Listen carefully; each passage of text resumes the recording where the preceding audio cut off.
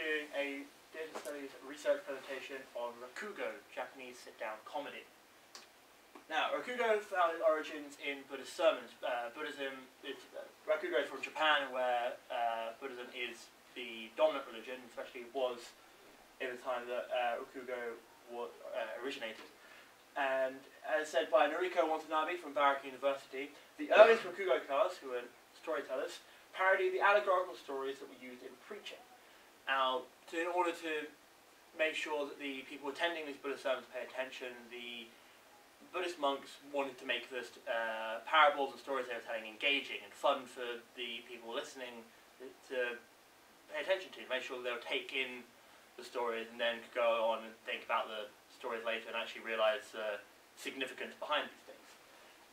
None of these were originally written down, rather passed by word of mouth. So Buddhist monks would tell each other, people would hear these stories in their sermons, go tell their friends, their families, and then they get passed down to that. It wasn't until the 11th century where Uji Shui Monogatari eventually collected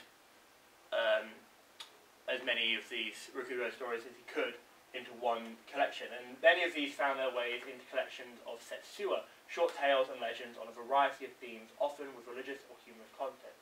And that's from Rakugo Performing Comedy and Cultural Heritage in Contemporary Tokyo by Laurie Brown.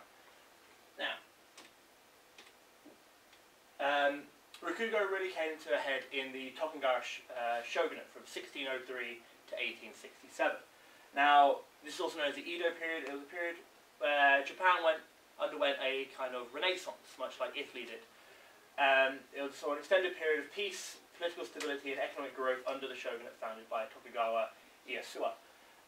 They ruled from Edo Castle, which is modern-day Tokyo, and during this time the national economy expanded rapidly. This was caused by the shogunate locking down the ability to move from one class to the other. So farmers would stay farmers, samurai would stay samurai, you wouldn't be able to move between each class, and so everyone who was in their class would work to make the best of what they were in. So the farmers would want to make sure their quality of life was best it could be, so would work much harder to create more crops to sell on to increase their quality of life. And this excess of food led to this massive expansion during the shogunate.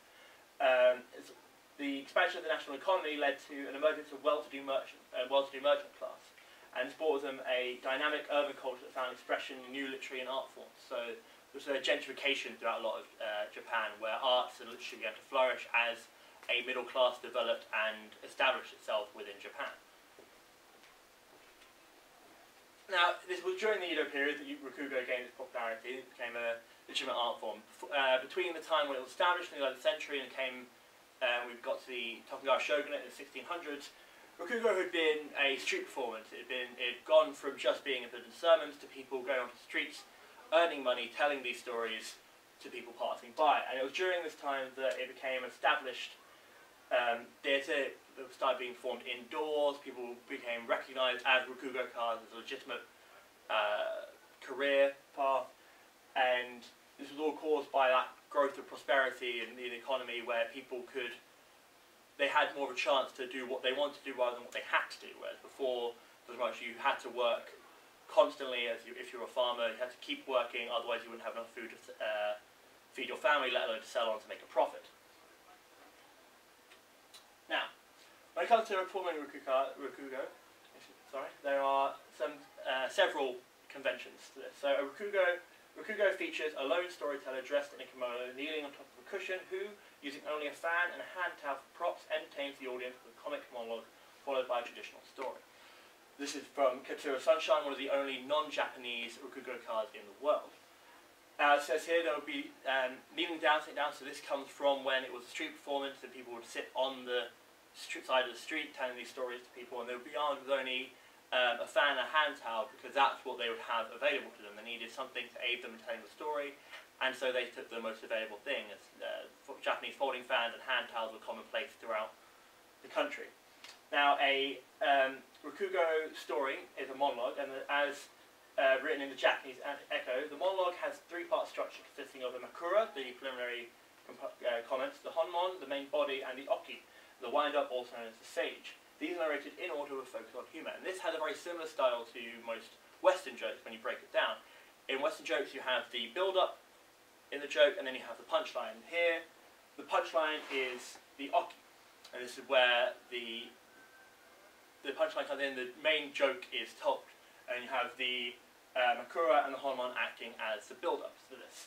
And Rakugo itself is almost literally the Japanese word for punchline. It means falling word, and that is the Japanese version of the punchline. So when it comes to creating props, as I said, the Rakugo card would only have a Japanese folding fan and a hand towel.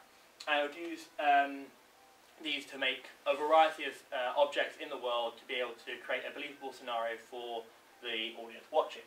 And as Jessica Milner Davis says in Understanding Humor in Japan, these items can help him express and act out a story. Now, a Rakugo is traditionally a he. There are very few female Rakugo cards around. For example, the fan can be chopsticks, scissors, cigarettes, or a pipe. The towel could be a book, handkerchief, bills, or banknotes. Now, I have 4 examples of some objects here, which I'll be using in my example device in a second. I'm going to show you how I plan to make those items, the thought process I went into creating things in the story. So, starting off with a notebook. Now, as in the story I'll be being a policeman, I used to think of how I would have a notebook for something that my policeman could write things down in. So I started off with the hand towel for this, as the hand towel is far more flexible and movable prop out of the two.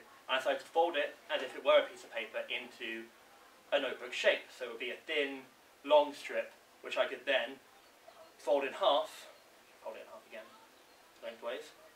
Could then fold in half to have a notepad-like feel, and also has the flip action of most ring-bound notebooks we see today. Second comes the Baton. Now the Baton would be, the next 3 of these would all be using the folding fan, the Japanese fan.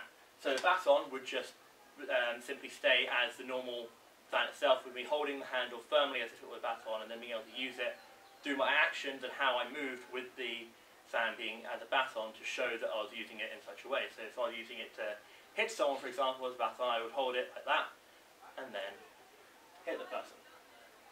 Now for a pencil, it's similar as the baton, just held differently. You keep the fan folded up and you just hold it as you would a pencil, and it becomes clear to anyone watching that he's using it to write, so it's either a pencil or a pen, and then you just make sure to show something in your actions to specify what it is if there needs to be a distinction between the two. Finally, there is the steering wheel.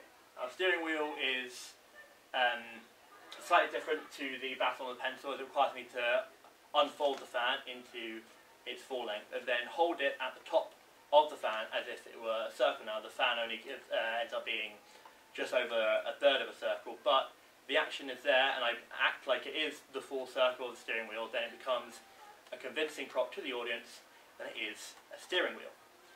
Now, now onto the examples I did. For this, I'm going to be telling a Western style joke, which will be the preliminary humorous commentary that will take place before the traditional story that happens. So,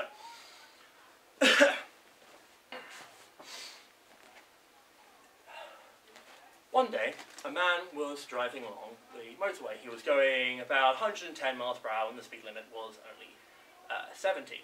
And then a policeman saw this, sitting in his car on the side of the motorway, and set off in pursuit. Drove upside him, pulled him over, got out of the car and walked over and said, "Sir, do you know how fast you were going there?" And the man in the car looks up and goes, "Oh, sorry sir, I wasn't speeding at all, sir. Sorry, I just had to get away from a bank that I just robbed." The policeman looks on in shock, says, "Son, are you telling me that you just robbed a bank? So I'm going to need you to step out of the car here and pop the trunk."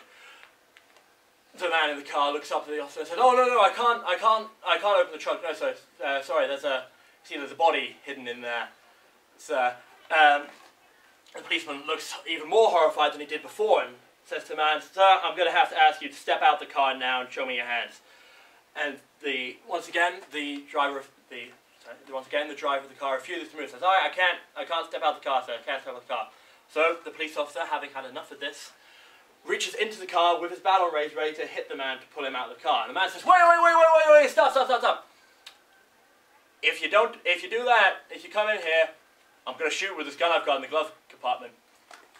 And the policeman steps back, going, oh, all right, son, you stay there, I'm going to call for backup. So the man stays in his car waiting for the policeman to call backup. The man runs over to the side of his car, grabs his radio and says, come in, control, we're going to need some backup here. There's a man who says he's got a dead body in the boot of his car, robbed a bank and had a gun in the glove compartment. Now 5 minutes later there are helicopters everywhere, blowing wind into the faces of everyone around. And then the chief walks up to the man in the car and says, now, sir, I've got a report here saying that you have a dead body in the boot of your trunk, you robbed a bank, and you have a gun in the glove compartment. But we've looked around, and there's no real evidence of that too. I'm sorry for the time. And the man in the car looks up and goes, oh yeah, I know that guy was making up all sorts of lies. I bet he told me I was speeding too. So that is an example of me using the props that I created here, so the notebook and the baton and the pencil, to show parts of the policeman investigating, and using it to show a distinction between the roles, and very much using the steering wheel to show that when I changed characters it was obvious. So when I was being the policeman, he would have the notebook and the pencil writing down things that were being said, and when I was the man in the car I would have the fan folded out as a steering wheel to show that I was the person in the car.